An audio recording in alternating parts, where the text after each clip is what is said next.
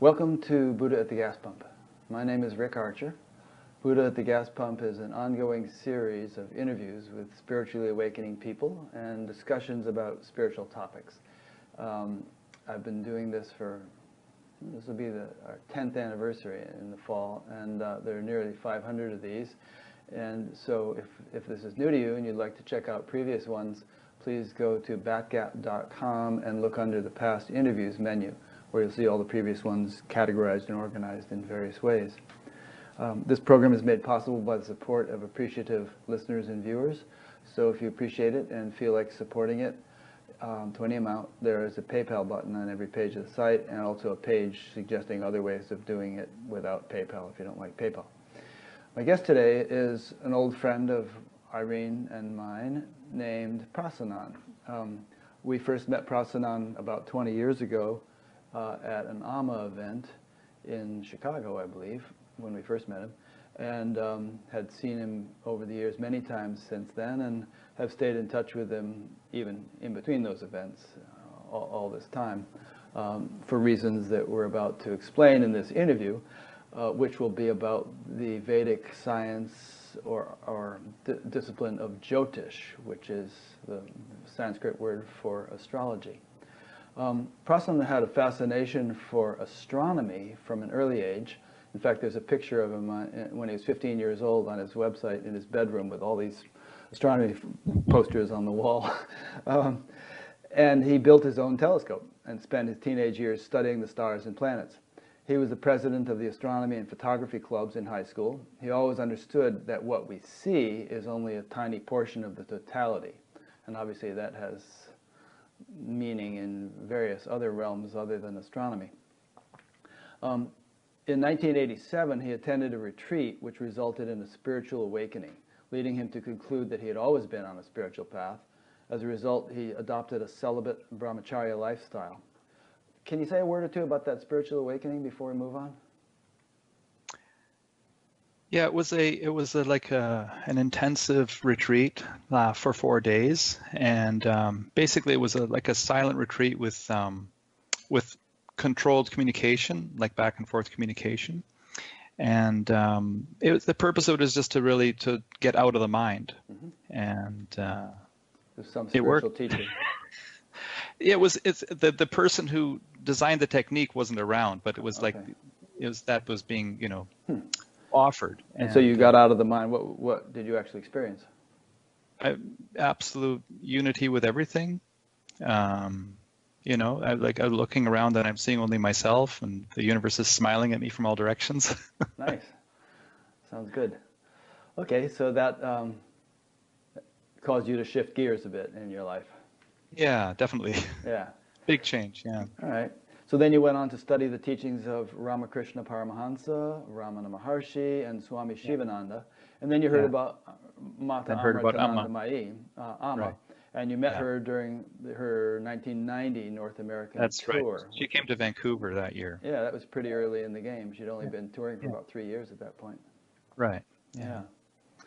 Okay, and so at that time you held a senior management position in corporate finance. Sounds exciting. I don't know about that. Yeah. Okay, I'm reading from your bio, obviously, but I'm changing the pronouns a little bit as we go. So you had a natural motivation towards engaging in selfless service, seva, and that's what the word seva means, helping others out of compassion without a conscious thought of receiving personal benefit. You moved to Amma's ashram, Amritapuri, in India in 1992, and on arriving you were placed in charge of the computer room and developed a new accounting system, and you trained the brahmacharis, the monks, in its use. At the same time, a Jyotish software program was acquired, which you became responsible for, and at Amma's direction you began the practice of Jyotish, which continues to this day. And it's basically your full-time profession, isn't it? Yeah, that's what I do. Yeah. Good. You traveled around the world with Amma, which is where we first met you, providing Jyotish interpretations during her programs, and at other times conducted sessions in India, raising funds for Amma's charities. After 19 years in India, you returned to Canada, established your independent Jyotish practice, and after more than 2 decades of brahmacharya, you married Maya, the love of your life. I've met Maya. She's a lovely person. You have consulted with more than 60,000 clients throughout the world, and you answer questions about all areas of life: material, familial, health, and well-being, as well as spiritual. Good. You know, Maharishi used to talk about the development of something called Jyotish-mati pragya that you would get after you did enough Jyotish readings. Can you define what that means, and have you developed any of that? Yeah, so the Jyotirvidya is like, you could say it's like the deity of Jyotish, or the deity of light. Jyotish means light. Mm-hmm. And Jyotish is not just astrology, it's also astronomy, meteorology, numerology, anything that we use to apprehend the nature of the universe. Mm-hmm. So the Jyotirvidya is this, you could say, like a subtle being that apparently whispers in your ear and tells you things when you're tuned in, right? And I know this works because there's been times when someone has come back to me years later and said, you know, you told me this and this and this would happen exactly like that, and it did exactly happen like that. And I'm thinking, I don't remember saying that. So like, who said that? So there are definitely times when, I mean, for the most part, it's very much looking at and delineating and reading what's there in a sense, you know, picking out what is relevant. But sometimes, yeah, there's this other element that supersedes. Okay, good. So we've given people the indication, obviously, that Jyotish is Eastern or Vedic astrology. Everybody has heard the word astrology. Maybe not everyone listening has heard the idea of Eastern astrology or Jyotish. What's the difference between Jyotish and Western astrology?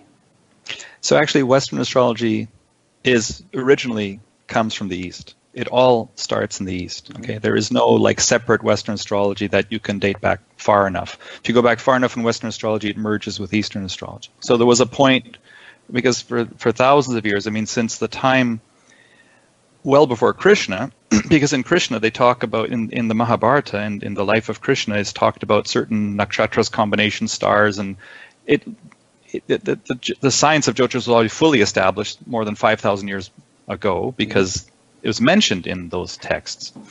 And so the origin of it is really sage Parashara, for the most part, who was the father of Veda Vyas. So maybe people know that Veda Vyas was the codifier of the Vedas.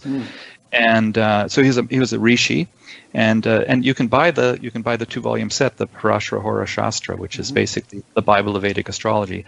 But in terms of how it's different, when Western astrology began, so at the time about 1,500 years ago, they diverged from the view of the cosmos as being centered around the stars. Because, you know, if you think about it, astrology should have something to do with the stars, but actually the astrology practice in West really has more to do with the seasons than the stars. In other words, the seasons means, like Aries in Western astrology is just referred to as the beginning of spring, right? So on March 21st, Western Aries starts. But the actual stars, the constellations that the astronomers are keeping track of, are slowly moving over time. So the sun doesn't even reach Aries these days till around April 14th. So as a result, 80% of the population have a different sun sign in their Jyotish chart versus their Western chart, because we're looking at the actual stars, not the seasons. Right? Okay. That's one big difference. It's based on the actual stars, the sidereal zodiac. It also has many other differences. In other words, the division of the sky, not just into the 12 signs of the zodiac, which Western astrology borrowed from Hindu astrology, but also the division into the 27 nakshatras. Nakshatra means star, and so everyone's born under a certain star, and the star is basically that you're born under is the star where the moon was at the time you were born. So there's these finer divisions in this system that make it quite different. Okay. So to my mind, all of this begs the question, we need to get into the mechanics of it a little bit, because, you know, many people will feel like, so what, where the stars are, or where the planets are, or anything else? How could that possibly influence an individual's life? You know, I mean, what sort of influence is that? How is it propagated? You know, and is there any proof for it in terms of anything that's measurable? Well, actually, so it's not. We don't actually think of the planets as causing anything or directing anything. It's not like Jupiter's making something happen, literally, right? But everything is interconnected, right? Because the whole universe is like a holograph. So when you look at one part of the system, it reflects another part. So there's a reflection everywhere. And what happens is at the moment of birth, there's a reflection of what the incoming soul is bringing in. It's reflected in the position of the planets and the stars, right? According to their position at the time of birth. So there's this idea of synchronicity as without, so within. It's not like one is causing the other, they're just reflecting each other. Yeah, so it's sort of like a template or something, that a configuration that is going to have significance. If you can read that configuration, you kind of know how an individual's life is going to go, but it's not that configuration is causing it. Right, it's a bit like a roadmap. Yeah, okay. So incidentally, I should add here that, I don't have a real good, well, to put it mildly, I don't have a good mind for astrology, for Jyotish. It never sticks when I hear something about it. But Irene is very good at it, actually, and she has been largely responsible for developing most of the questions that I'll be asking today. And she's sitting right here and might add a few more questions as we go along. So here's one she wrote out. The birth chart is significant in Jyotish, as I understand it, and the planet's position on a date and time and location when a person is born. So explain how the birth chart forms the basis for everything that gets interpreted for each person throughout their lives. And also, what defines the moment of birth, the first breath? Okay. I mean, I was born by cesarean. I don't know if that has any significance, but it was when I first breathed. And, and why is this so important, the moment of birth? Well, yeah, so at the moment of birth, there is there's a configuration of the stars, the planets, the heavens, and the angle with which the horizon intersects all of that, okay? Mm-hmm. So there's a pattern. It's basically, and it's an astronomical pattern that can be calculated without, it's a totally scientific thing. But as far as the moment of birth, it's always been considered to be the first breath. Okay. And sometimes in hospitals, they write down something different. They might write down the cutting of the cord, or they might write down when the head first emerges. But it's the first breath that counts, and it's because breath is associated with life. Before birth, the child is breathing through its mother, through the umbilical cord, right? And then there's that expression, he breathed his last. Right. So if the end of life is the last breath, that means the beginning of life must be the first breath. It's simply about breath. Yeah. Independent breath. There's a physical vehicle, and the breath is in when it's alive, and the breath is out when it's not. So that's why the breath is so important. So sometimes when you're doing somebody's chart and it doesn't seem to make sense, like you're seeing one thing in the chart but another thing in a person's life, do you suspect that the birth time might have been recorded improperly, and then you have to somehow figure out what the actual birth time probably was? Actually, even if a person's birth time is recorded accurately, I normally check to see if it's correct. So I'll ask them a few things like, did your father's father die before you were born? Which would be maybe the case if your time is what you say it is, but if it's 2 minutes earlier, it could be something different. So we can pretty quickly find out what is going on by checking a few events. Yeah, and when people don't know their time of birth also, then we calculate their time they can go through, make an exhaustive list of life events, and we can use that to find the starting point. So when the time of birth is correct, everything does fit in life. Okay, good. So on your website, you say, we are born at a particular space-time in the universe. When the soul takes birth, it descends through the heavens and the atmosphere before reaching the earth. And when I read that, it kind of made it sound like souls are going around the earth like satellites or something, and they come in through the atmosphere. So what are you actually saying there about the soul's location before birth? Okay, well, maybe forgive me if that's perhaps a bit of poetic license there. Okay. Actually, really what it is the souls exist in the astral plane. Okay. Okay, the astral plane is another plane. There's the physical plane. There's the astral plane, which is also superimposed on the physical plane. There's also the causal plane, which is beyond that. Okay. And so they exist in the astral plane, which means they exist right where we are, except they're out of phase with physical reality, so they're not visible to our senses, right? So they don't really descend from. I mean, it's poetic. I see. Okay, good. They're really atmosphere, around. kind They're of just threw me floating off around. a little Yeah. bit, yeah. But now you see, when a soul is kind of becoming in, this is very important, because actually we say we don't have any control over when we're born, and it's true from the point of view of the incoming soul, that is true. But then there's also this notion of conscious conception, right? Like in India, you find that people will visit temple and do prayers and, do all their rituals in order to, and pious actions in order to bring in a spiritual soul. And it's said that in that instance, the soul that's destined to be born may be hanging around the parents even long before conception, because they've already identified, oh, this is where I'm going to go, right? So there's like this notion that the souls do have, like, a higher soul is always looking for a higher birth, right? If you want to have a good birth, you're going to come into the body of a yogini, someone who's spiritually alive, Mm-hmm. And whereas souls that are brought in sort of ordinary terms, just through normal human interaction, they're not going to have as much freedom, you see. So sometimes the soul may be picked out well before even the conception, and sometimes it's just a last minute sort of luck of the draw.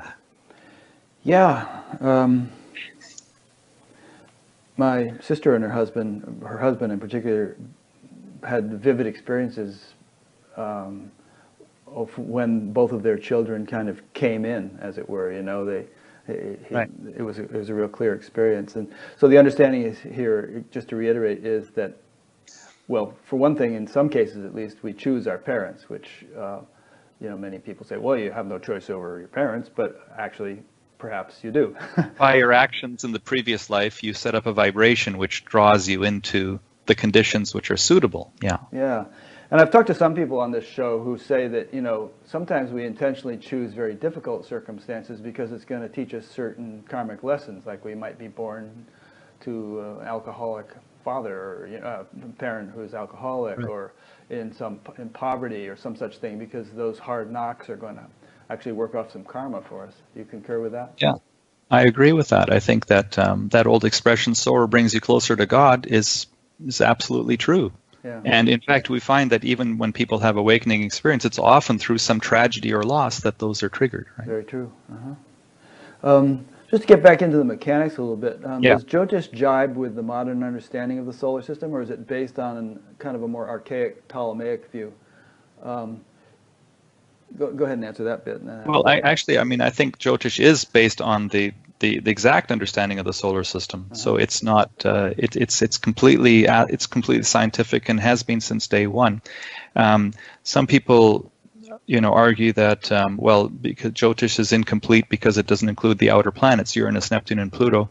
The reason the rishis didn't mention them is because they weren't visible to the naked eye. So people couldn't see them without a telescope, and there were no telescopes in those days, so they weren't mentioned. But it does say in the scriptures that new planets will be discovered in the future, and they should be studied and incorporated. So it's not like Jyotish is incomplete. It is actually completely complete.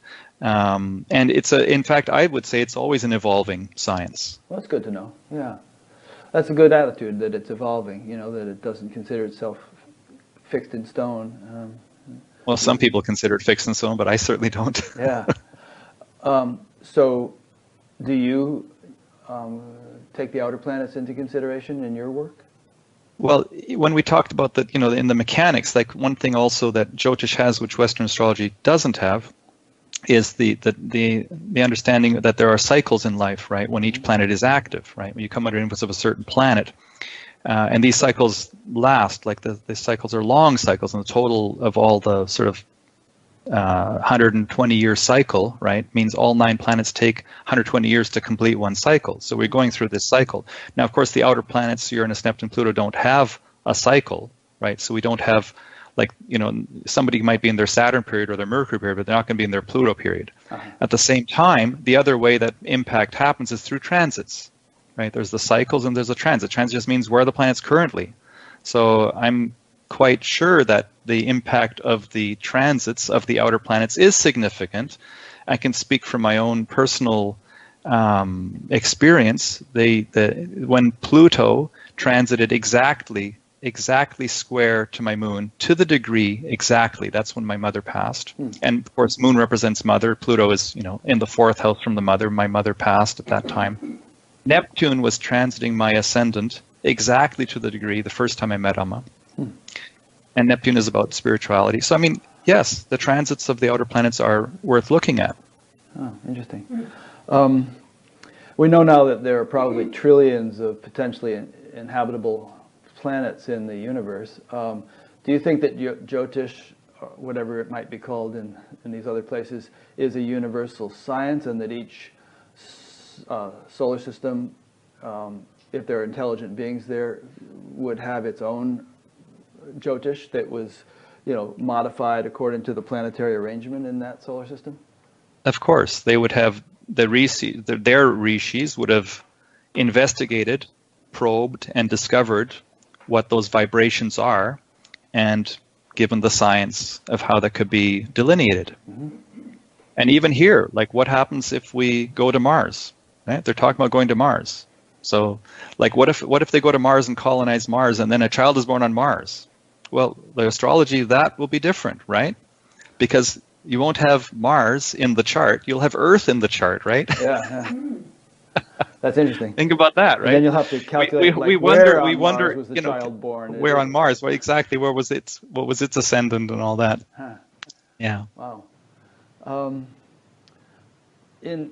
Whenever there's an eclipse in the world, particularly in the U.S., I guess it was last summer or the summer before, there was a total solar eclipse, and it was a big excitement. Everybody migrated to the place and stayed out in campers so they could watch it and all.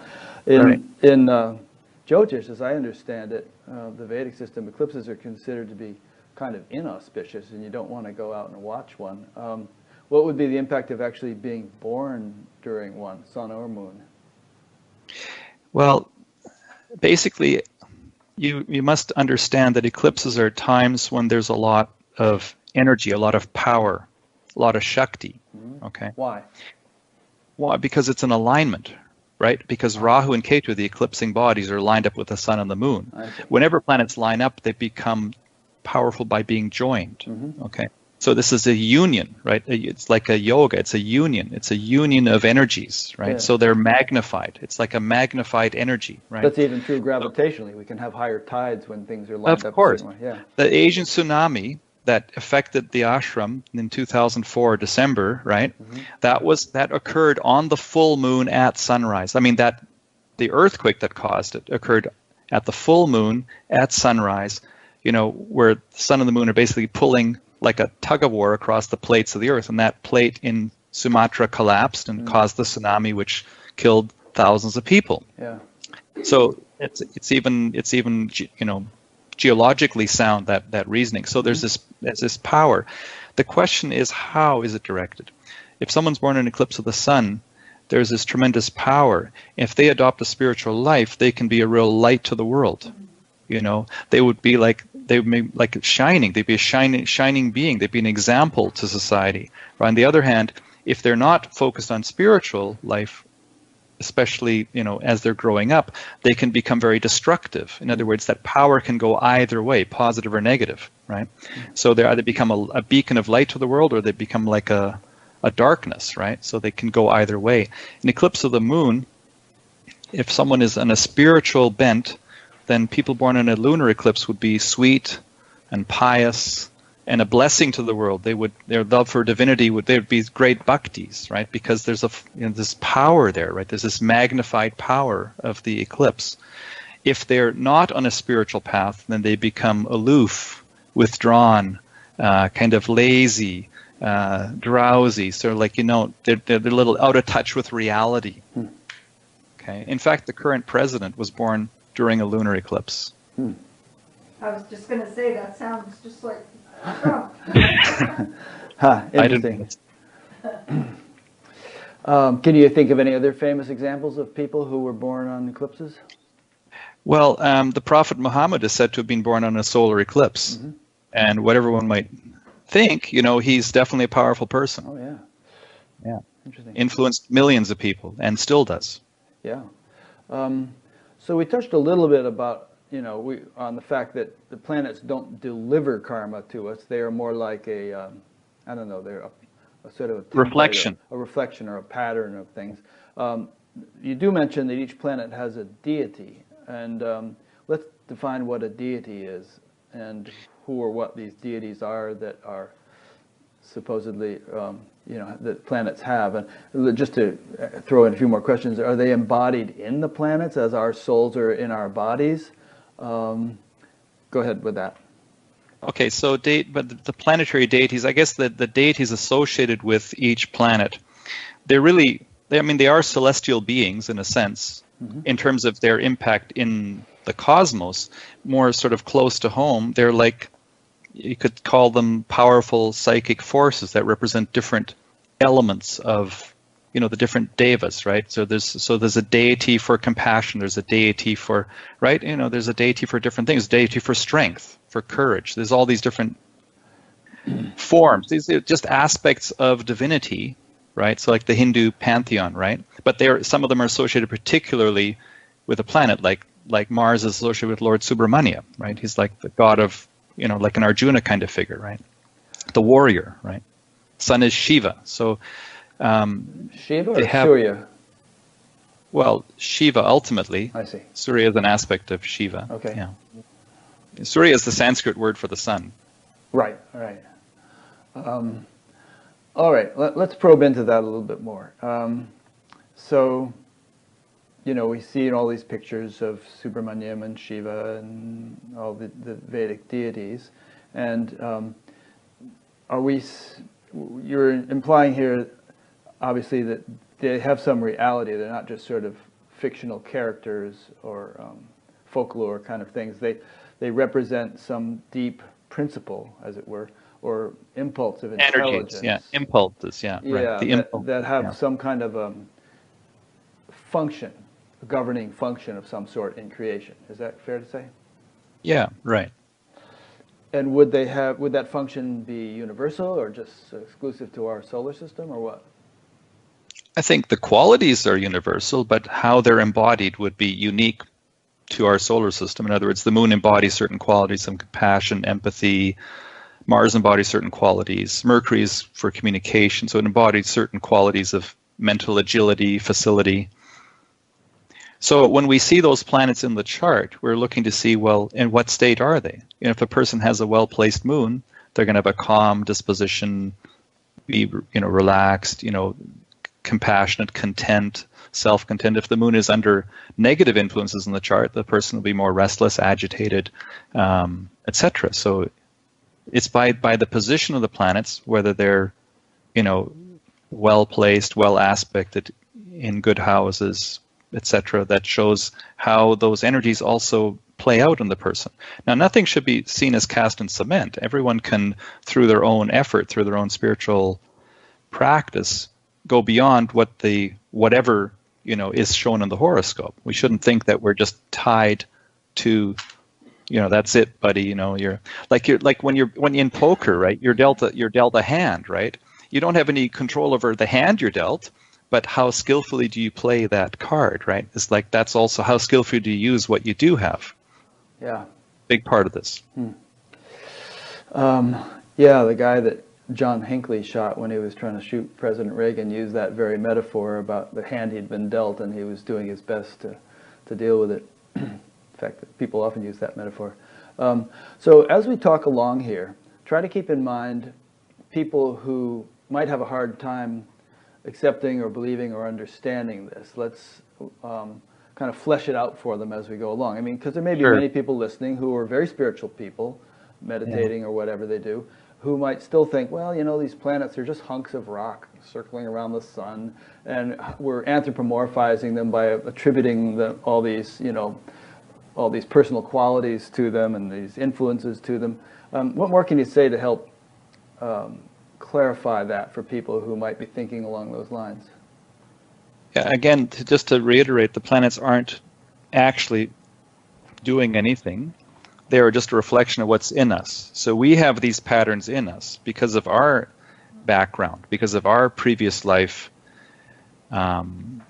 tendencies, our vasanas, our, the conditions that we created in a previous life are reflected in our current life, right? And so the planets also reflect something about that. Mm-hmm. It's a reflection. It's not a cause and effect. Okay. It's a synchronicity. It's like a synchronicity, a holographic universe where one part reflects the other. When you look at one part, you see the other part. So it's not like Mars is doing anything. On the other hand, there's this giant clockwork in the universe, which is like these energies have their time when they come to the surface, and then they act, and then they compel people to act in a certain way or a certain direction. And if you understand what that energy is, then you can channel that in a very productive way.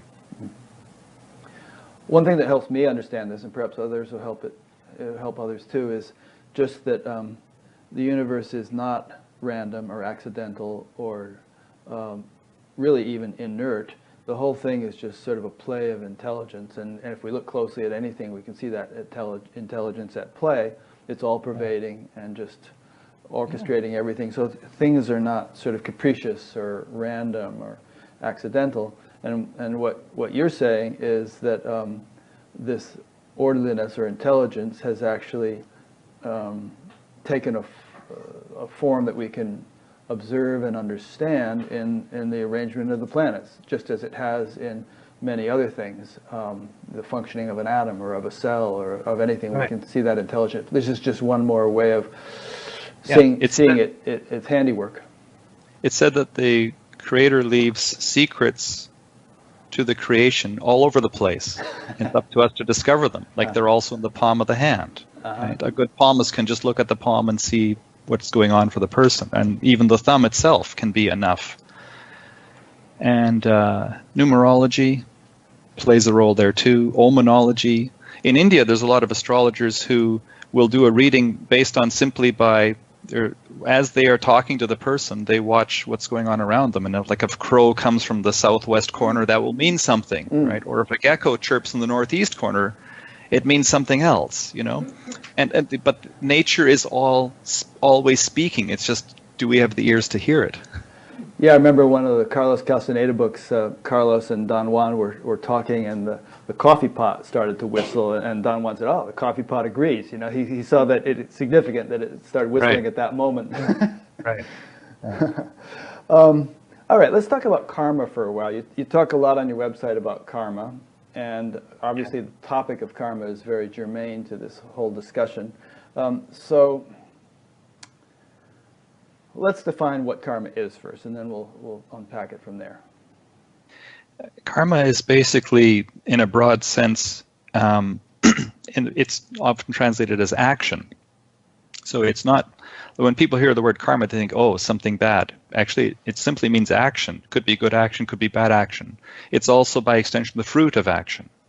So as the Bible says, as you sow, so shall you reap. So if you perform sweet, loving, kind actions, acts of kindness, then you get good karma. You get what's called punya, which is meritorious karma. Mm-hmm. If you do unkind actions, then you get what's called papa. Papa means negative karma. Papa, P-A-P-A. Oh, Papa. Papa's got a brand new Not be confused with Nazi. Papam, it's called actually, P-A-P-A-M. Papam. Okay, good. All right. So karma means action and also the fruit of the action at the same time. So we've done many actions, some of them good, some of them not so good. And then by the balance, we see where we're going. Okay, and that again gets us back to the whole intelligence of the universe thing, because it couldn't just be like billiard balls where you roll a billiard ball, it hits the other billiard balls. The influence of that doesn't necessarily come back to your hand or something. Right, not always immediate. Yeah, but with karma, we're talking about things we might have done 10 lifetimes ago that could still come back to us or whatever, right? Sure, and in fact, it's not just what we've done, because it's also, there's personal karma for sure, but there's also familial karma, right?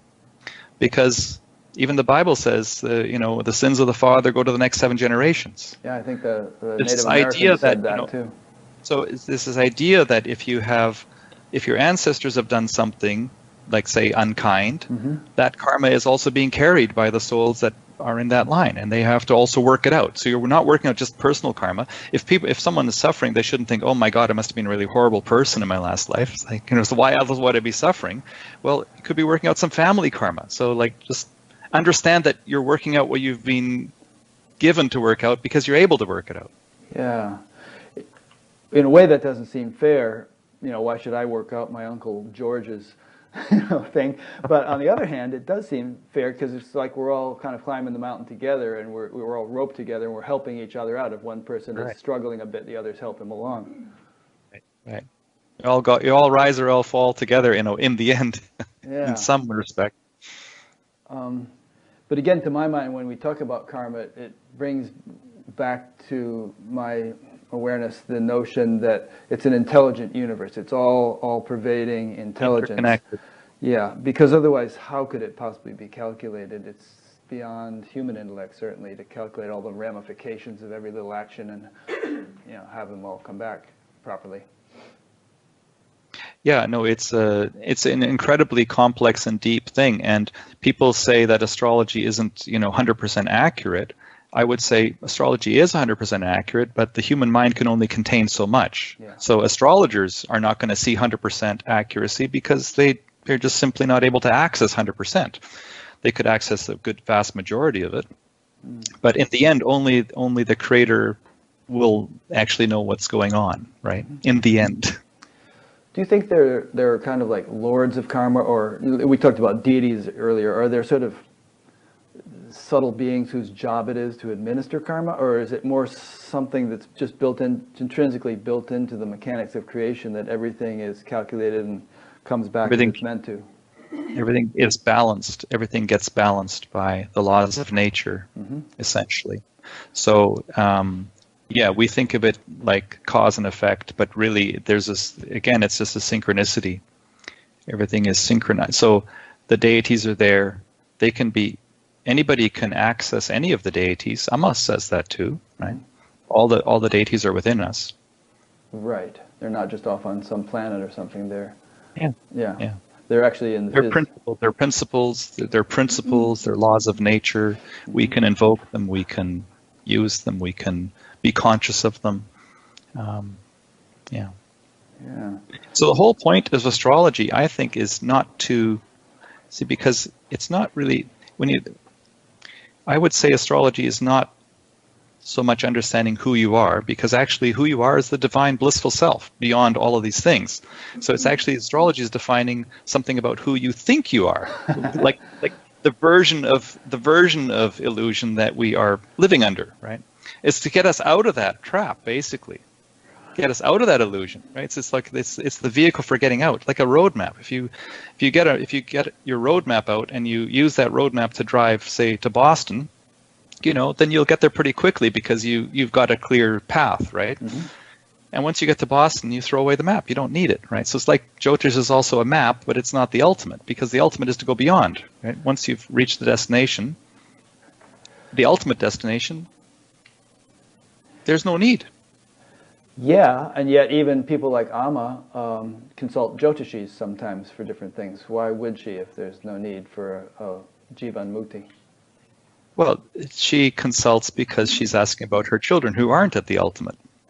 Okay, so it's not about her. She's asking about one of her followers. So Jyotish would have no usefulness for a liberated being. It would just be for their... Well, it's still, the karma still acts. Amma still has a physical body. It goes through, physical things. And, even in her chart, when there's certain cycles come on, there was that one year where she was wearing the neck brace the whole year. That was clearly, 1999, I think it was. There was like something in her chart that was, that would be the time, that would be more challenging. See that there, So even the physical, even anybody, there's still the physical karma applies to the physical body.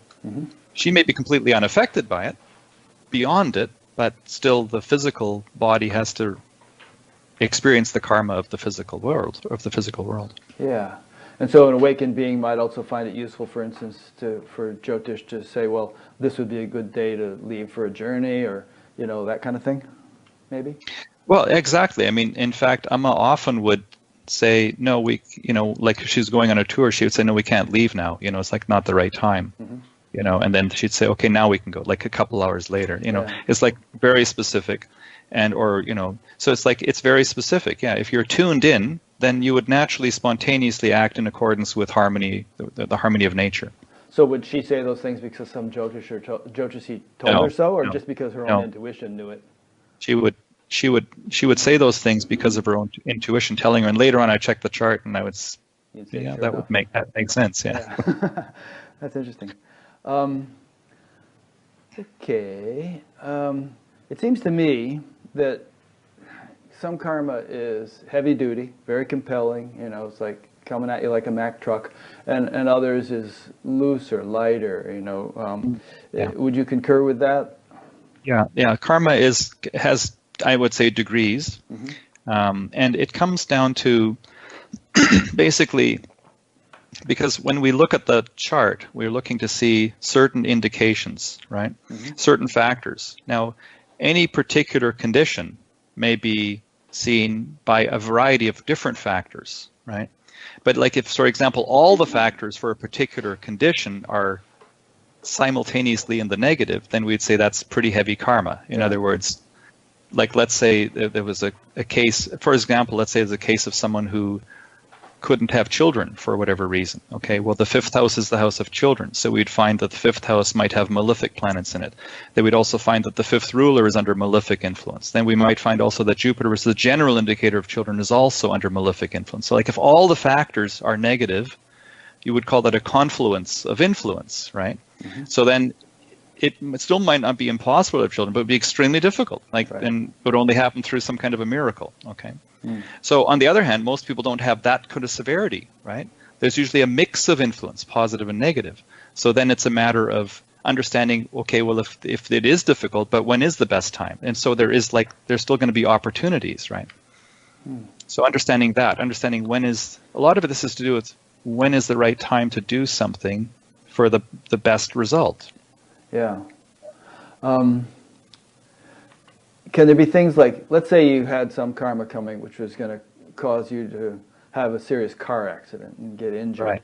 Right. But then you engage in spiritual practice or you do other things which kind of diminish the momentum of the karma. Right. And instead you stub your toe or right. You have a fender bender instead of a total... a fender bender or something small. Yeah. No, that's true. Because you see, when you do positive actions, when you do acts of kindness, right, when you build up karmic merit, that acts as a sort of a larger protective shield around the person, right? So then that karma, the intensity of it may still be an accident, but it won't be as severe. Yeah. But then still, I suppose there are some types of karma that are just inevitable. Christ got crucified, Ramana Maharshi got cancer, things like that. Right. It's somehow the weight of the karma may be more than human effort, to lift it. Or it could just be part of the divine plan. It could be necessary for the divine plan, for the, as they say, greater good. And also that buildup of positive karma could be from past life. Right. She's saying that the build-up from positive karma could be... Yeah, which is shown on the chart as the Purva Punya. Right. Yeah, as a matter of fact, in terms of past life, some people are born in, very auspicious circumstances, in comfortable homes, with great educational opportunities and all the rest, good health. Other people are born with serious health problems and poverty and, yada, yada. We all know the story. Yeah. So I guess we would attribute all that to karma. Well, if you didn't believe in reincarnation, you'd have to think the universe is a pretty cruel place. Yeah. Because how would that be fair? But if you understand the law of cause and effect, well, the souls that are working out, what karma are they working out? They're working out the actions of the ancestors. Their own actions in the past and their ancestors are being worked out. Yeah. Yeah, it's interesting how things are kind of lined up in a chain. Like if you don't believe in reincarnation, then you all kinds of conclusions, come out from that. It becomes impossible to... Right, and yeah. it might even be hard to believe that there is any sort of God, however you define it. Well, of course, there are a lot of Christians who believe in God but don't believe in reincarnation. Somehow they work that out. Yeah, well, the Bible used to have all kinds of references to reincarnation, but the early church removed them. So. Right, Council of Nicaea and all that. Okay, before we move on from the top, from this aspect of the, no, we can keep going. You'll bring more things in. So on your website, you talk about how karma includes acts of commission and omission. In other words, things we could have done but didn't do. Right. Elaborate on that a bit.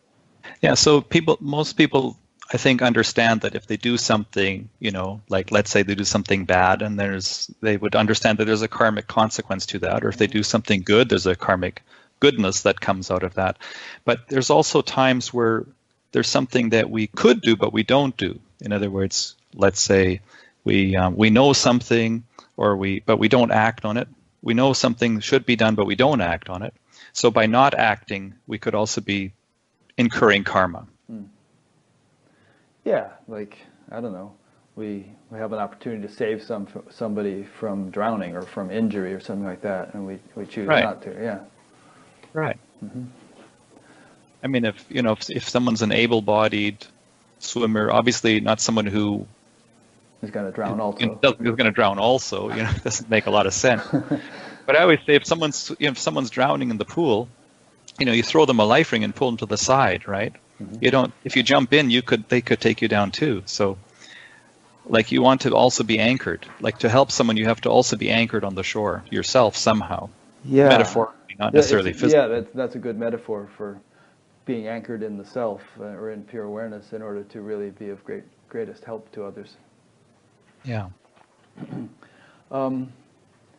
So how do we balance acceptance with initiative?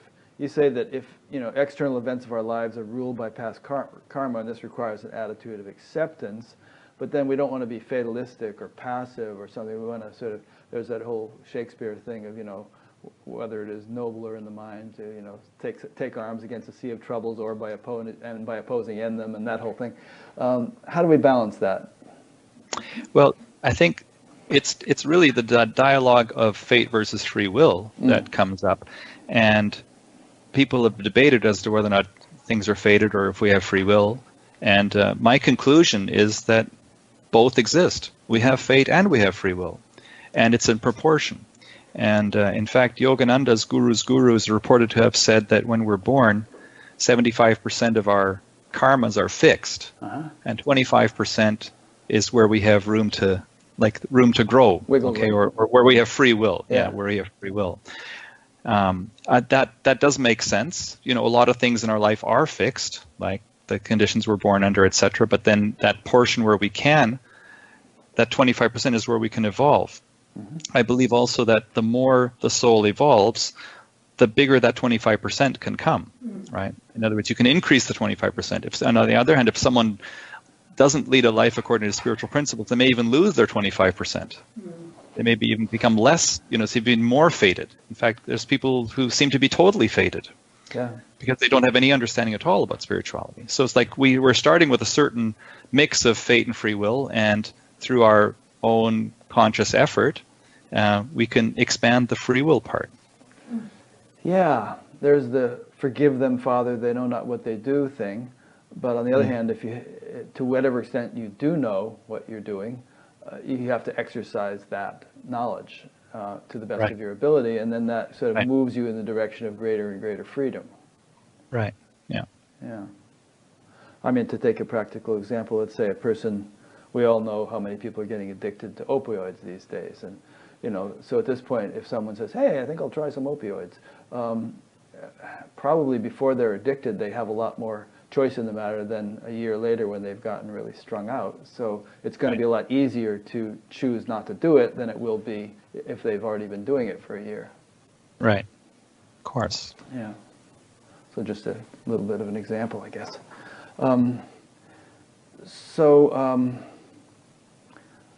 Now one thing that's interesting to me on the free will issue is that the more we move toward God or enlightenment or whatever, it seems to me the more it's the will of God that is actually directing our life. Not thy will be done.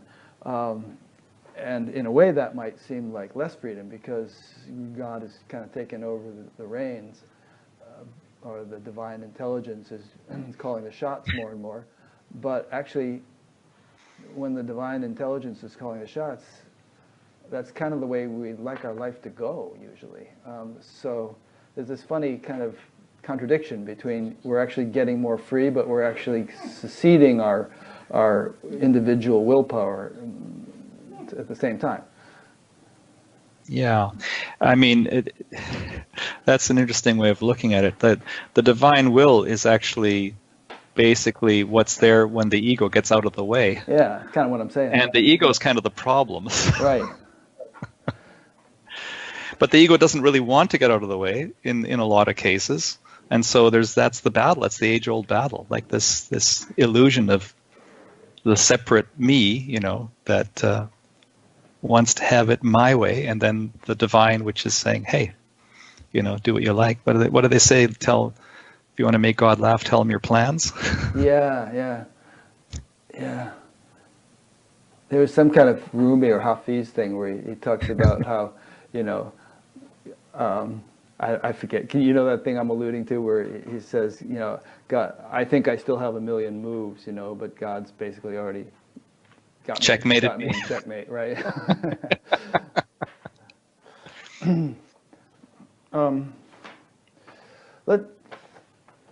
Okay. The thing is, at that stage, the bliss of experience so far outweighs any thought of like what might have been had I not gone this way, that it becomes a moot point. Yeah. So by external circumstances, the person might think, oh, well, that person doesn't have a lot of choice because they're just in this, they're in this other place. But, like from the point of view of that other place, it's like they're in bliss, so who cares? Like they. Right. It's interesting to ponder, though, because there are a number of voices that are quite articulate that argue that we don't have free will. People like Sam Harris and many others. And many people I interact with through Batgap say that. So I'm glad we're talking about it. It's a continuum. It's not black and white. Right. Nothing is black and white.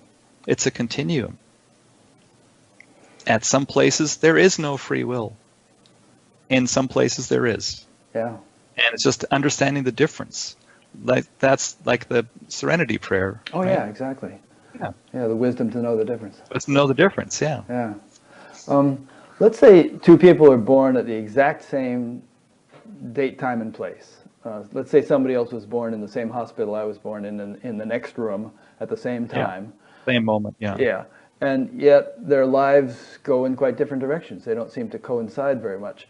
No. They don't perfectly match up. Would this be due to genetics and free will, or what? Or what else might be a factor?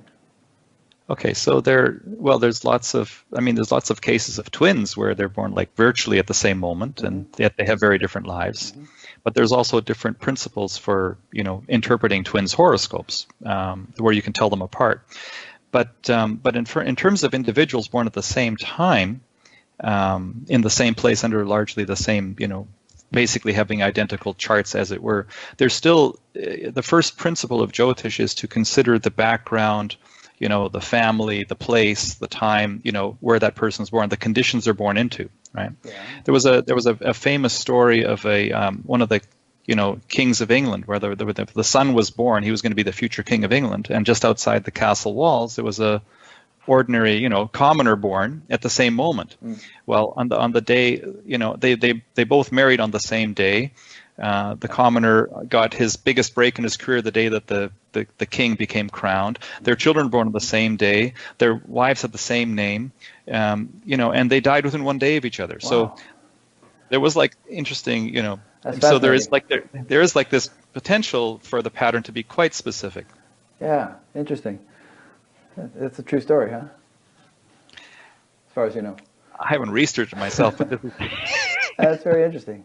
Yeah. It'd be cool to do some studies on Jyotish. I mean, you could it'd be easy enough to find out when and where people... when you said before about is it scientifically provable, like I want to go back to that point you made about is it scientifically provable. I've been actually had this idea for more than 20 years to scientifically prove Jyotish. And in fact, I wrote a couple of articles for the Journal of Astrology in India. And what I did was I found charts which had, a particular thing in common, right? So I would like extract a group of 180 charts, and the thing that those charts had in common is they all lost their father at a young age, like before they were adults, or another group of 180 charts where they all had death of a sibling, okay? And I studied those charts in like massive detail to see if there's patterns that would be appearing there that aren't in the sort of general population. And sure enough, there's lots of things that came out of that. So those researchers were done. They need to be done with bigger numbers and bigger control groups, but basically I'm sure it's provable scientifically that, you could look at a chart and say, well, if those factors are, considered, then the probability, let's say, of that particular occurrence in the person's life is going to be much higher than the norm, right? Yeah. You could also do a study where you get data from hospitals of, when people were born at pretty much the same time, and then get in touch with those people and see how their lives have been going. Yeah. They wanted to do a study of that at AIMS. But the AIMS problem is hospital in Cochin, India. In Cochin, yeah. And they sent me some data. They actually wanted to look at the charts of people who had like some kind of a condition. Let's say, like they wanted it more from a practical point of view, like we have all these charts of people who, or people who had amputations or something, and they wanted to see whether there's something in common in their charts. The trouble is that in Kerala, most people don't have accurate birth times at all. So they would give their details, but they wouldn't know their birth time, or they would mention their birth star, but then when you look up the day that they say they were born, that wasn't even that star. So even their birthday is often not right. So we had lots of trouble trying to get actual data to work with that. I should think Indian parents would keep track of that thing because Jyotish is so significant in that culture. Well, yes and no, because they're just as likely to pick up a Western astrology book at the bookstore, because they have this notion that everything Western is better, and kind of and not that much have they embraced their own tradition there.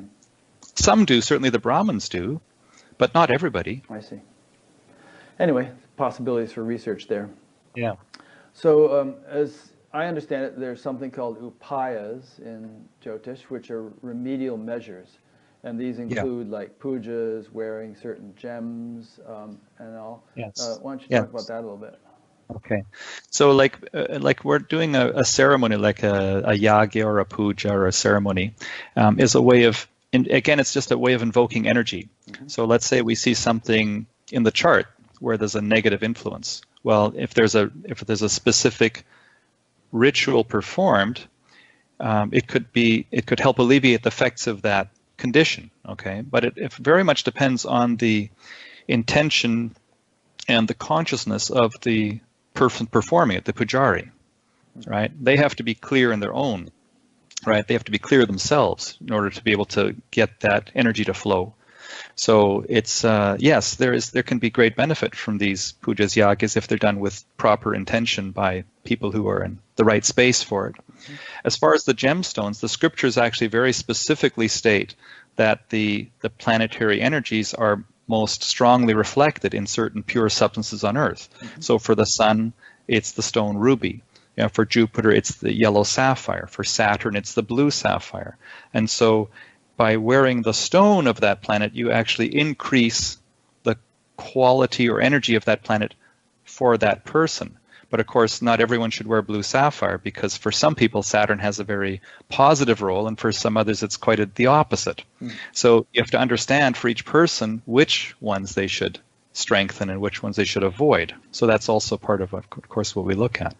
But if you wear the right stone, it really does dramatically change things. I mean, I'll give you, for instance, there was this guy, Leo rising, so he's ruled by the sun, and his sun was debilitated in Libra. So like the worst possible place for the sun is Libra.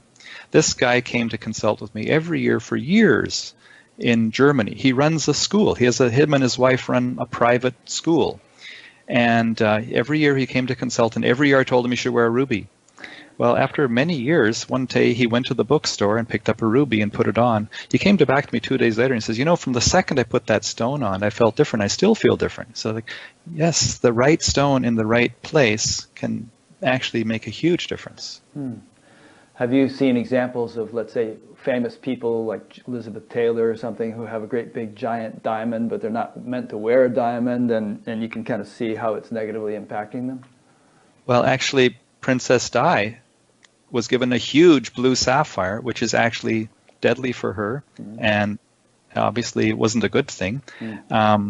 Also, apparently, this is something I heard, like somebody gave Muktananda a huge blue sapphire, and he died shortly after, and it's not good in his chart either. So yes, I think the wearing the wrong stone is actually could be seriously damaging. So is it that the stone serves as a kind of a receiver, as it were, you know, like a radio receiver, except not for radio waves, but magnifier. It's of a magnifier. certain influences or energies, which are energies, yeah, magnify certain energies, yeah. Okay, and those energies, like radio waves, are kind of everywhere anyway, but it sort of picks up on them and magnifies them, condenses them, focuses them. Yeah, absolutely. Okay. Powerful condensed force. Yeah. The pure stones. Yeah. Interesting. I'm laughing because I keep having in mind, you know, certain people who watch this show who are skeptical about everything, and I'm wondering, they're probably gnashing their teeth right now. But all I would say is keep an open mind. I'm just speaking from my experience, you know. Yeah. When I used to do all the shopping for the jewelry for Amma, right? So I spent I was in Jaipur 3 or 4 times a year testing out stones, and I got to be very sensitive to the vibration of the stone. In fact, blindfolded, I could separate the blue sapphires from the yellow sapphires just by putting them on my hand. And then I could separate the heated from the unheated because they all have a different vibration. So, you know, if you're tuned in, these things are pretty accessible. Yeah. So, you know, the average person listening to this show is a spiritual aspirant. And I want to talk about the significance of Jyotish for spiritual aspirants, but also the average person listening to this show has practical things in their lives, you know, marriage or buying a house or career issues and things like that. So let's talk about both the practical and spiritual implications or applications of Jyotish. Yeah, it's true. I mean, Jyotish is actually really excels at timing. Like it's probably its greatest strength is timing. So the person wants to know, you know, is this the right time for me to sell my house, or should I wait? Or is this the right time for me to change jobs, or should I wait? You know, is this the right time to commence something, or should I wait? You know, is it the right thing? Is it the right direction? Is it the right time? These are like things that come out of the chart. So people use this in order to get clarity. They're already thinking about something, but they're not sure, or they're facing a decision. I could go here, I could go there, which is the better option? Well, you know, I don't know. I need another outside opinion, you know? Yeah. So this is a way of invoking that.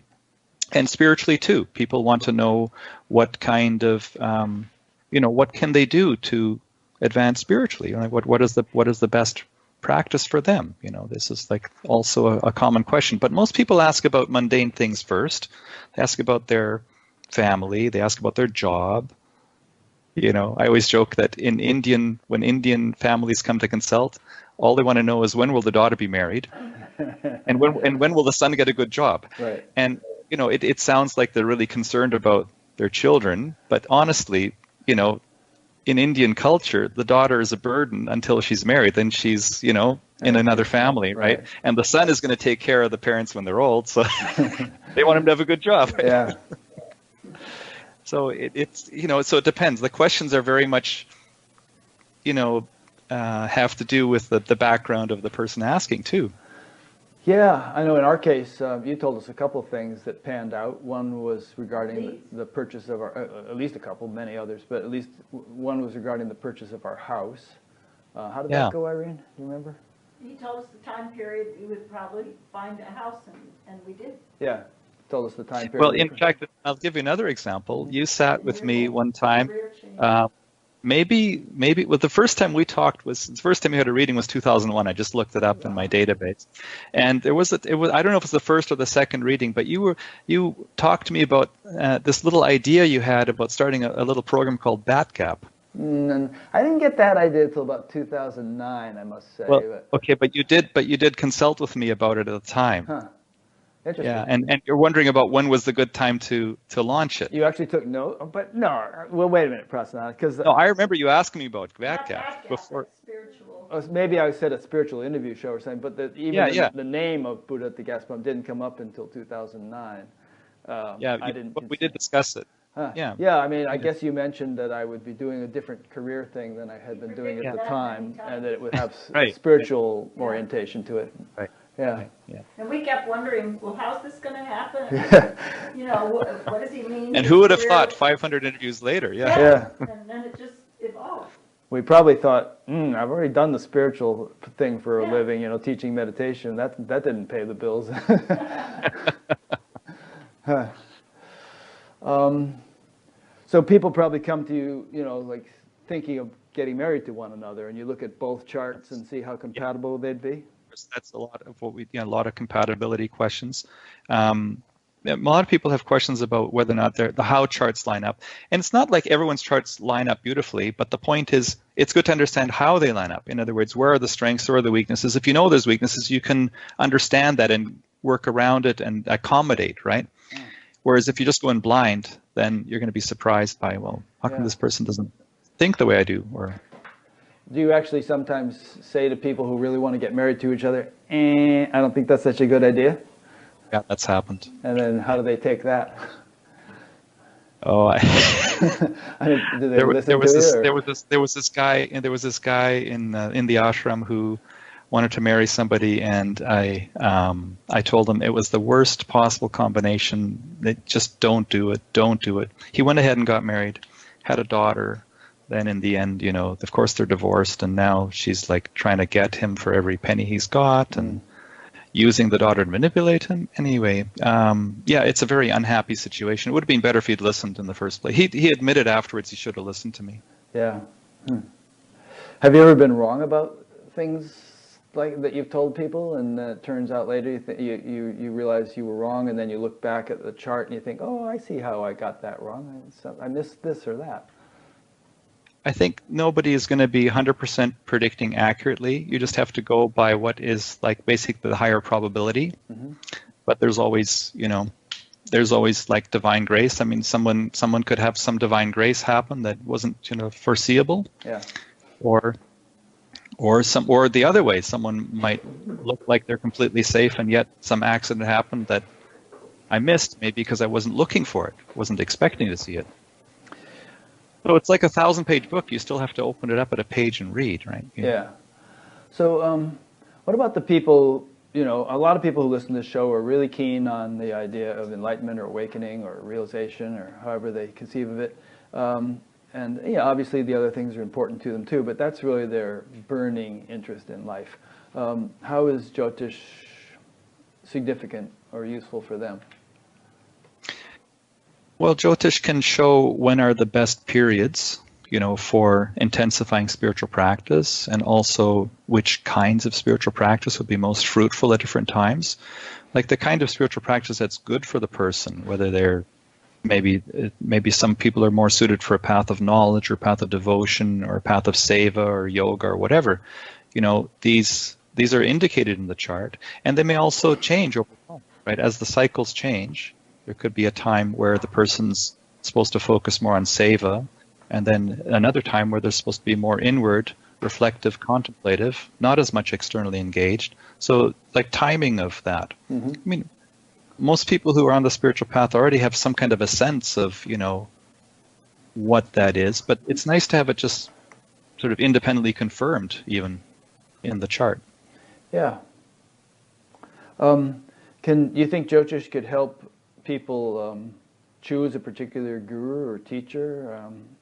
Can you do an individual's chart and then do the chart of some teacher that he or she wants to go and be with, and see if I'm often asked that question, like, how is that teacher for me, or how is that guru for me, or do I have karma, positive or negative, with that particular individual? So yeah, it comes up as a question for sure. Mm-hmm. And I think the chart will also show, whether or not the person is meant to be focused more on like an external physical relationship with the guru, or some people's relationship with divinity is not really through the physical form even. They could be just inspired by a picture of Ramana, or so it's individual. So in addition to like the kinds of consultations we've been talking about, marriage and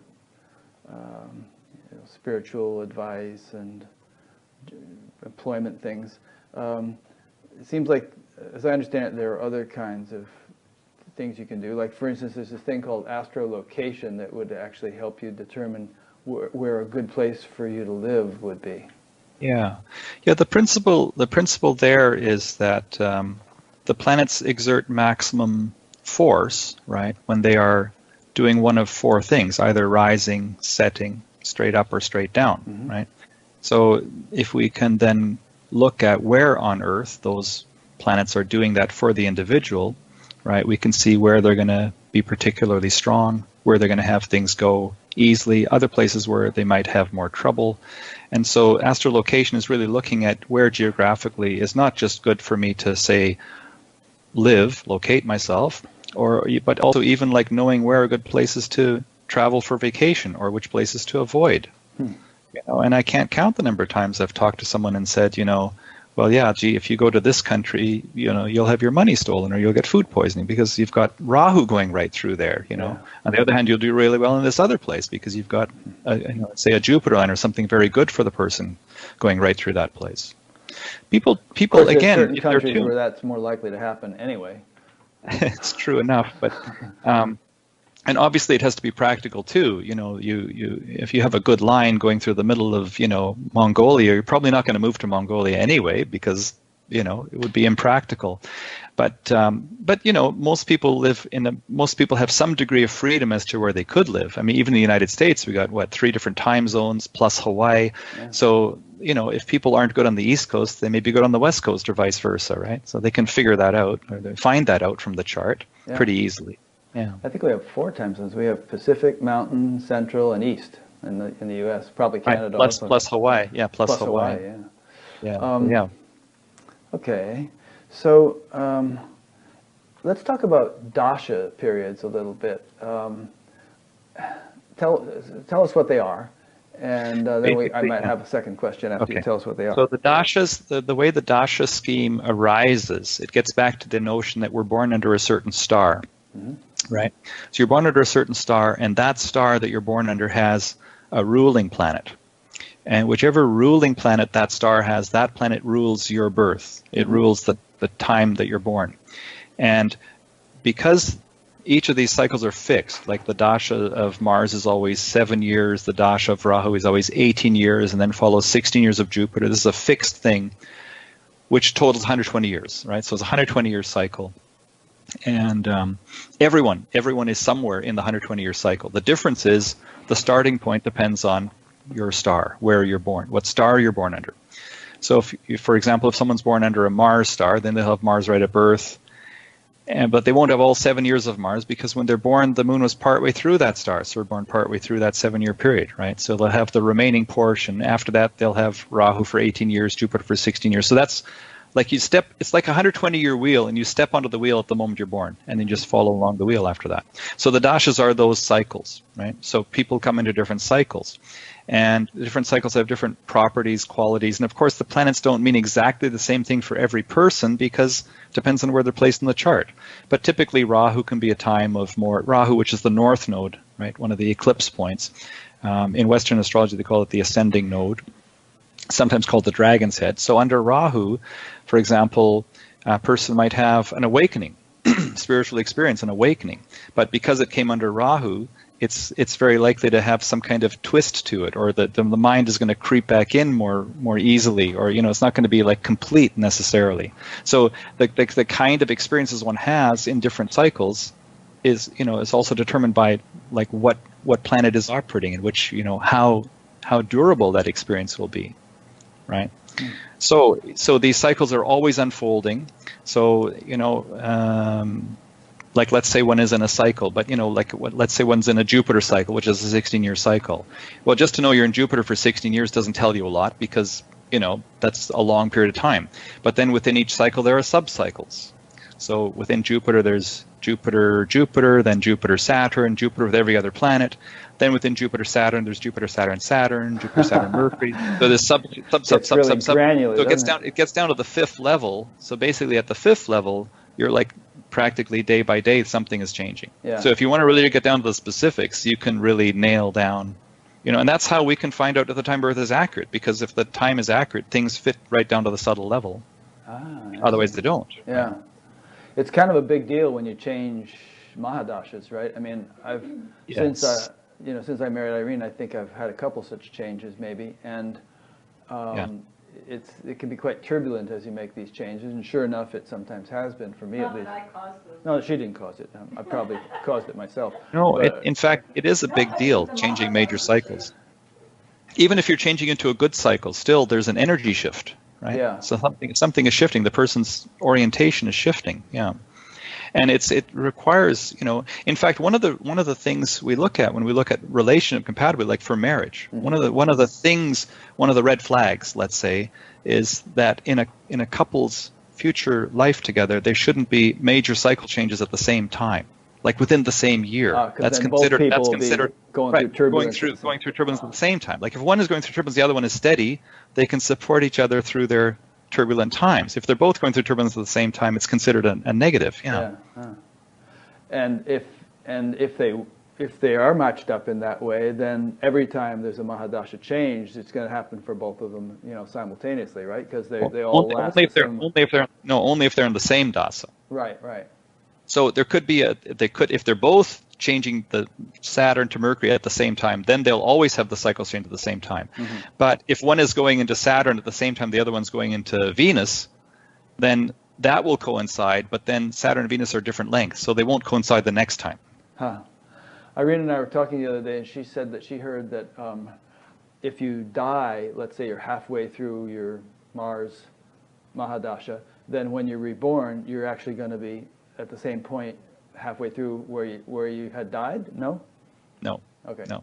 There's no scientific evidence to suggest that, or even in the charts where we have the reincarnated person's chart, there are obvious signs that person's the reincarnation of the one before, but that dasha thing doesn't quite work out. Okay. So there must be some intervening time in the loka where something is playing out. Yeah. Here's a question from a listener. Kranti from Freehold, New Jersey asks, a lottery winner is often decided by a complex algorithm run by a supercomputer. If it is, actually it's usually decided by those little balls that come down, but maybe the generation of lottery numbers he means. If it is true that the winner got it because of his karma, it makes me wonder just how complex the karma machinery could be, just by looking at how many things had to be set in place to make this event happen. Or does it not work that way? It's true. It's very complex, and I have been asked before to pick the lottery numbers, and I don't do that.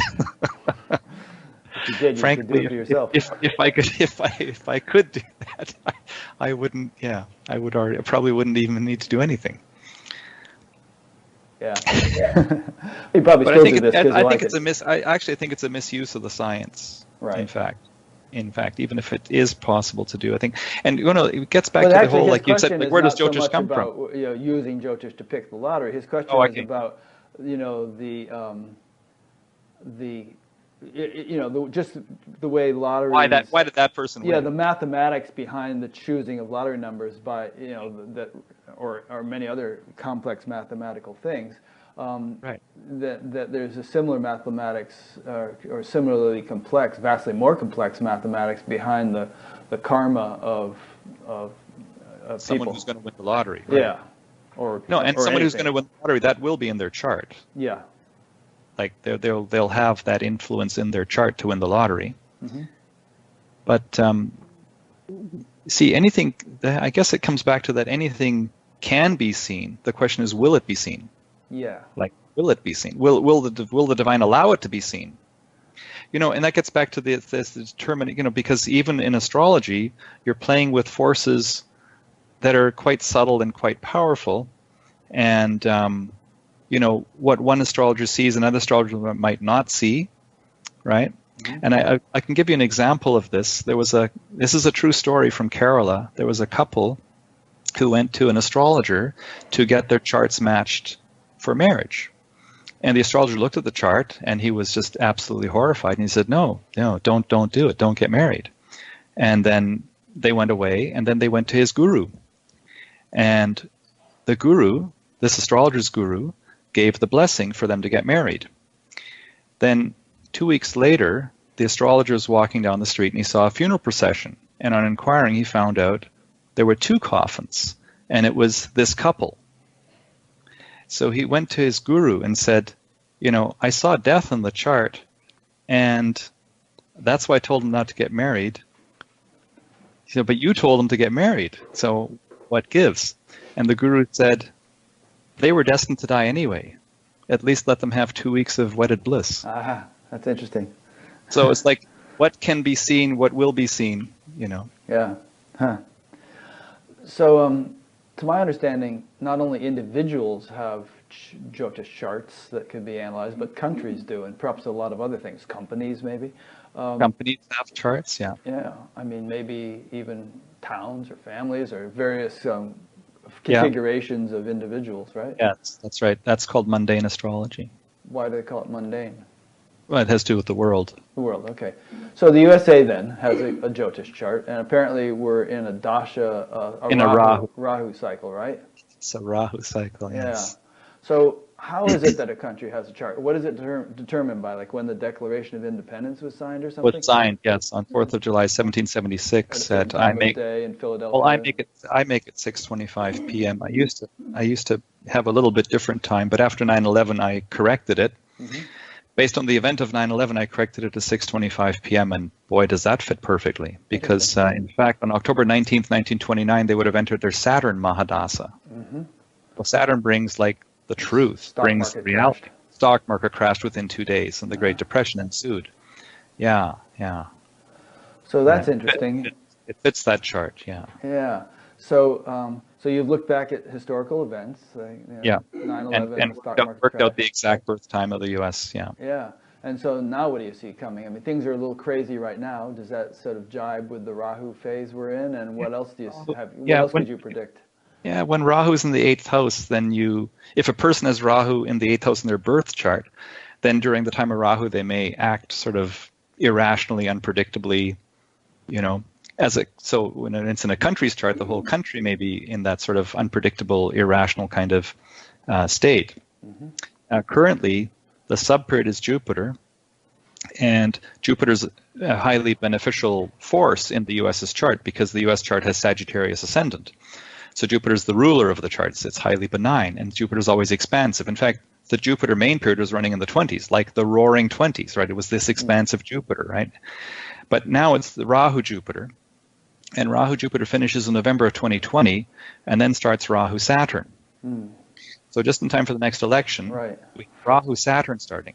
Now, it's not the same as Saturn, which was 1929, but it's definitely significant. So I'm expecting a downturn in the economy, somewhat at least on par with 2008, happening in 2020 in the second half. Maybe not exactly in November, because I think if something big is coming, probably there already have been sort of signs of it beforehand by the summer, probably. So I think right now it's Rahu Jupiter. So for the most part, there would be an expansive force. I had predicted in my annual forecast that there would be a small downturn in October 2018 because it was Rahu Jupiter Saturn at the 3rd level. Saturn always brings a correction.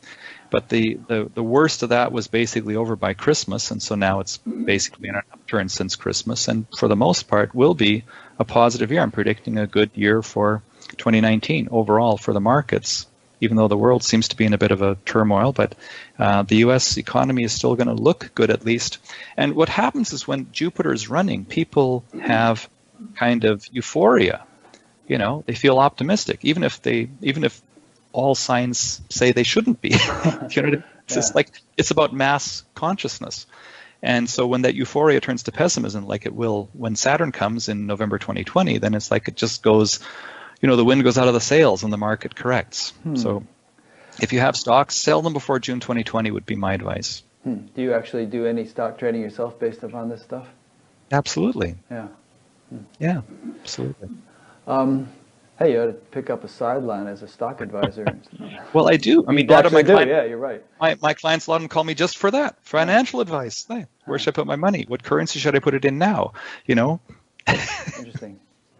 it's Well, when my background is finance, so That's true. right. I find it rather discouraging that things are going to get worse, or people are going to get pessimistic in November of 2020, because I was kind of hoping someone would get elected that would make us more optimistic. Yeah, well, the karma of the country is like some correction has to happen. Mm-hmm. You know, so Hasn't it been happening? um, More correction. more correction. Yeah. Yeah. Well, I mean, on this theme, you successfully predicted the elections of Obama and Trump very early on in their campaigns. Yeah. And From the so, chart. From their charts, and maybe Yeah. the country's chart as well. And I Yeah. mean, so what else can you predict? I mean, do you have any prognostications about the next presidential election? Well, I will publish that next year. Okay, a little too early for that. A little too early for that, but I don't think we're going to have a second term for Mr. Trump. Okay. Huh. That's good, in my opinion. Okay, so I've gone through all the questions that I had written down here, and so I want to give like either listeners who are sending in questions the opportunity to send in any if they have any, or Irene to ask any more, or you to say anything you want to say that we may not have brought up that you consider important. Well, we talked a little bit about, you know, and I think a lot of your listeners are interested in awakening, and we touched briefly on sort of, you know, like awakening may occur in different and under different kind of planetary influences, and also, of course, it's I think well understood that there's different sort of intensities of awakening, right? Mm-hmm. Someone may have an awakening experience, and you know, have like a heightened awareness, and or they may even like, you know, start seeing, you know, everything as one, but then the mind might creep back in, you know, and so they believe they're sort of at a place, right? But then there's still remnants, let's say, remnants of the mind, remnants of the ego that are at play, and so it's like it's a tricky thing, you know. In that whole realm, like people, I don't claim anything, but you know, people make certain claims about their state of awakening or realization, and I think a lot of it is a bit of a mind trap. It can be a bit of a mind trap, you know. So I think the more clarity we can have, the more real we can be about it is good, you know. If someone's really beyond, if someone's really in total wakefulness and they're beyond, and all the vasanas have been burned at the root, you know, which is like the full total awakening, well, yeah, those people won't need to promote themselves because everyone will be coming to them. They'd be like, you know, Buddha or Jesus, or, you know. But somewhere in between, the rest of the world, you know, finds its place. Yeah. Well, it's an interesting point. I mean, there are all kinds of people who start teaching and sometimes gain big followers, and right. have all And kinds of. They may still have ego, you know. Oh yeah, well that's what I'm getting to. That there have been all sorts of train wrecks where people have gotten very off in their behavior. I've had to take down a number of interviews of people who, you know, really started going off the rails. So I guess you're saying. I think one of the things is that, you know, if people have an awakening experience, but then they don't integrate it properly through sadhana, then it can become another power trip. Yeah, and if they don't realize that there is integration yet to achieve. Right, they think they've arrived. They think they've arrived, they think they're finished. They don't think that it's beneath them to do sadhana, you know, because, hey, we're already enlightened, why should we need sadhana? That kind of stuff causes problems. I think it causes a lot of problems. Yeah. Yeah, and so again, how would Jyotish help to circumvent this kind of problem? Well, I guess it gives you a reality check. So you can look at somebody's chart and say, well, you may not be as enlightened as you think you are, buddy, or what?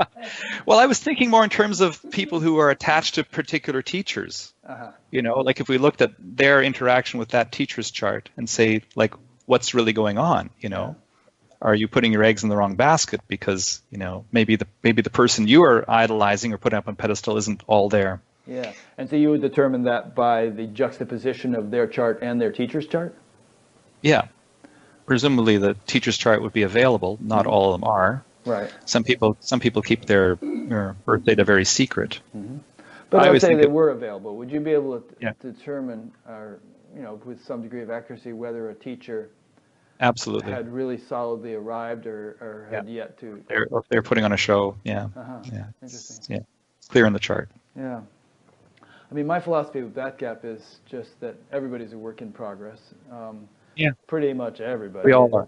Yeah. Pretty- Well, that's why we I don't say know if there's awakening. any, and that's what we used to say, you know, interviews with That's why we're here. awakened Yeah. people, but we changed it to awakening people because it seems Yeah. the process never ends. The continuum. Yeah. Yeah. Not black and white. Yeah. So Irene sent over a question, and maybe we've just covered this, but in case we haven't, would such a person as you describe as fully enlightened or in a very high state have that very clearly reflected in their chart? I would say their chart would show the promise of that, and then their how they exhibit to the world would be the proof of it. That's a good Right. answer. Yeah. You know, because at a Proof of certain pudding. point, the chart really stops acting. I mean, yes, there's still karma at the physical level, like we said at the beginning. There's still karma at the physical, but the person's completely beyond the effect of that in terms of where they're at, in terms of their consciousness.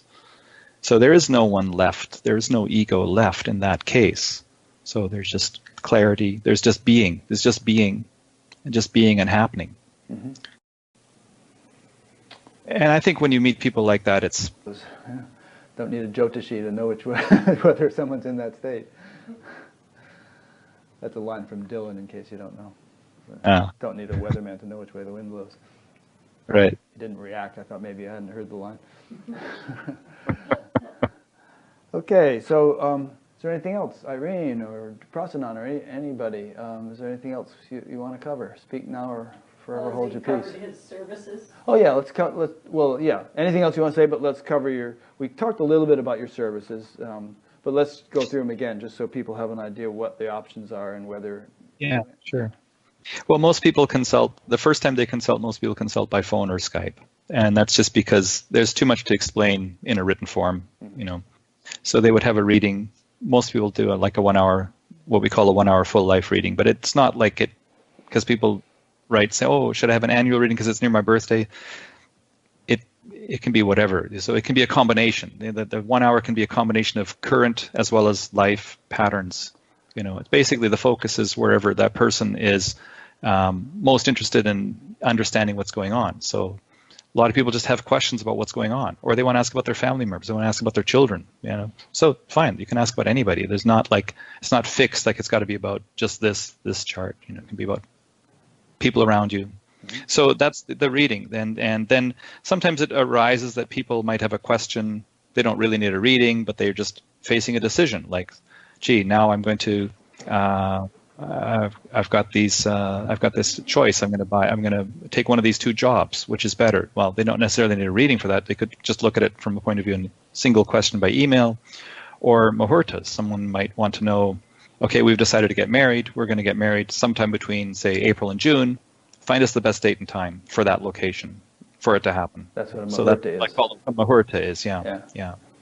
Or I've met someone, I want to know how compatible we are, so the relation compatibility comes in there. So those are the kind of the way it goes. But most people just start out with a conversation and then take it from there. Do you ever get bored with this, or is it endlessly fascinating for you?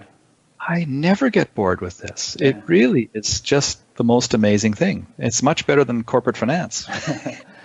Yeah, I feel that way about this. I mean, sometimes people say, oh, listen, there's been so many hundreds of interviews, it's really getting boring, but not for me. No, it is really endlessly fascinating. And everyone is different.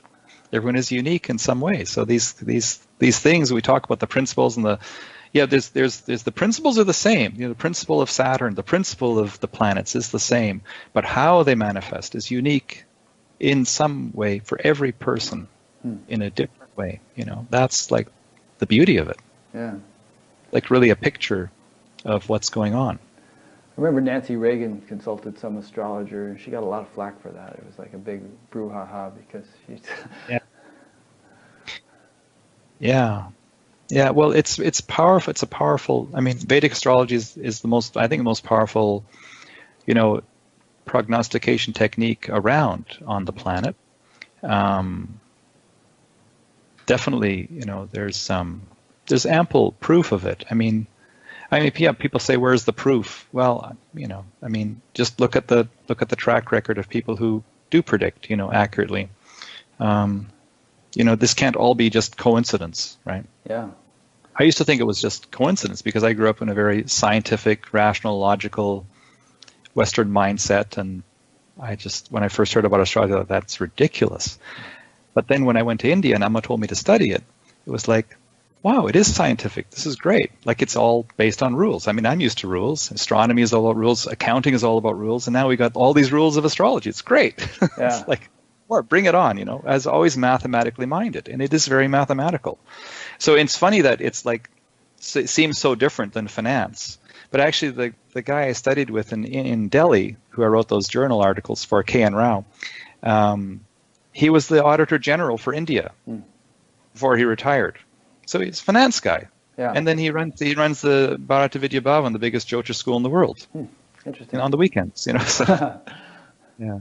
So you use a computer program to help you calculate the chart. Could there be? Of course. Do you have, like, in your dreams, envision a computer program that could go way beyond just the simple calculation of the chart and help you figure out all kinds of stuff that you know that you now have to use your own mind to figure out? It's a good question. Like, the computer programs, when they started out, were just put basic calculations in, right?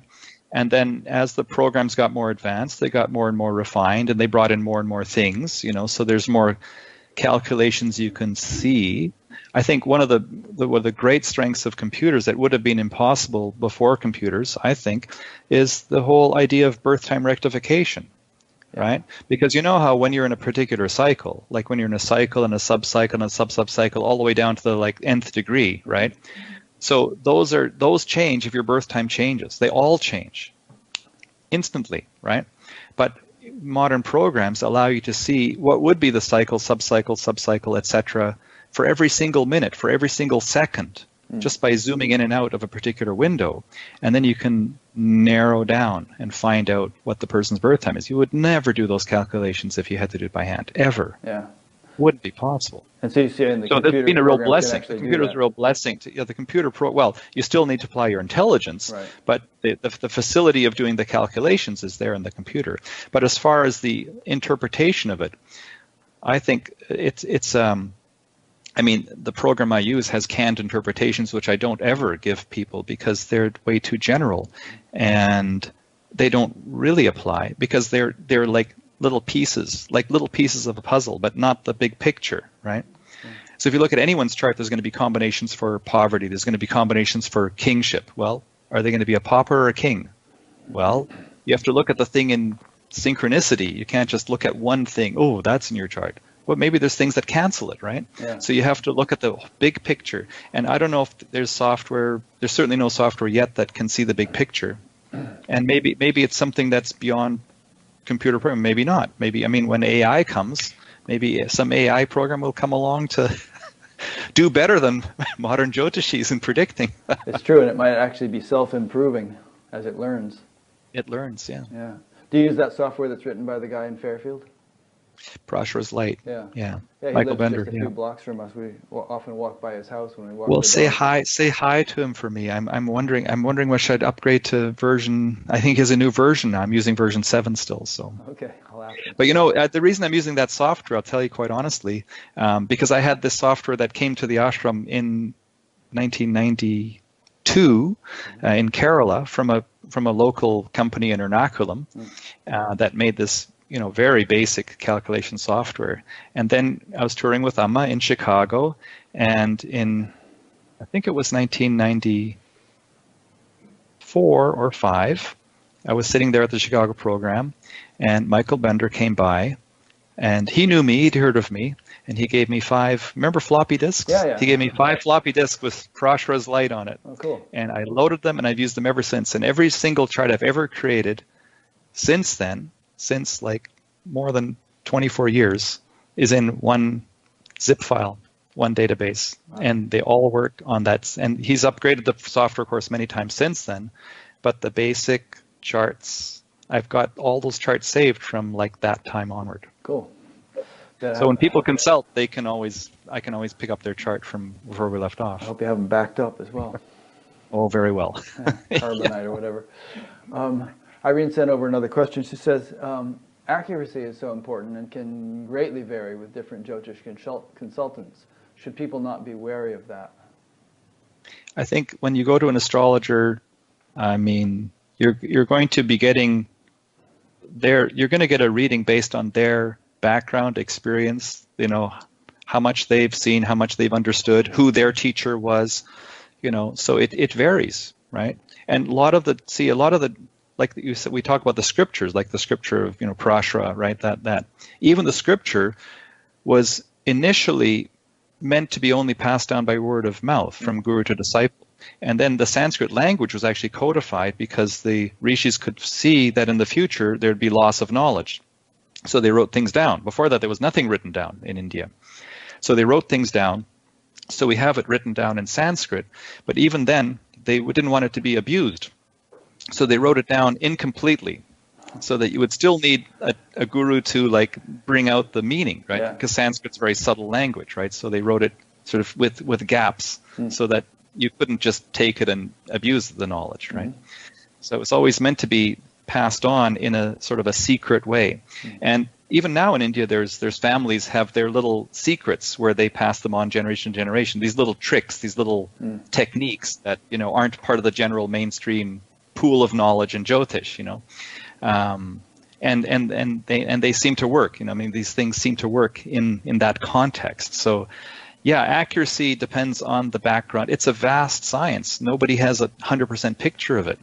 You know, I've been doing it for 27 years now, and I don't claim to have a 100% accurate view of it, but I've seen a lot of charts. A lot of charts. Yeah, really. Huh. Are there certain things that you don't feel comfortable telling people, like when they're going to get enlightened or when they're going to die or something like that? Those are the two. Those are the two. Those two, okay. Those two, yeah. Yeah, enlightenment is not an answerable question because when you're enlightened, there's no one left to ask, will I be enlightened? Right. So the person asking isn't even around to enjoy their own enlightenment. So what's the point? Like, who actually wants to know? Yeah. And death is just too difficult a topic for people to get their head around, that there could be a moment when, you know, that's supposed to happen. I think it does slip out sometimes. Like I was doing a reading for somebody whose mother was terminally ill and the doctors gave her 6 weeks to live, and this was in July. And I said, no, she's going to live till March, sometime in March the following year.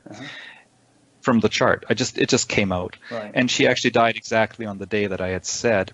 And the woman came back later and said she was so grateful because all this healing happened because they had time to like really heal old things in the family. Everyone came to see her, and so. But normally it's not a good topic. Yeah.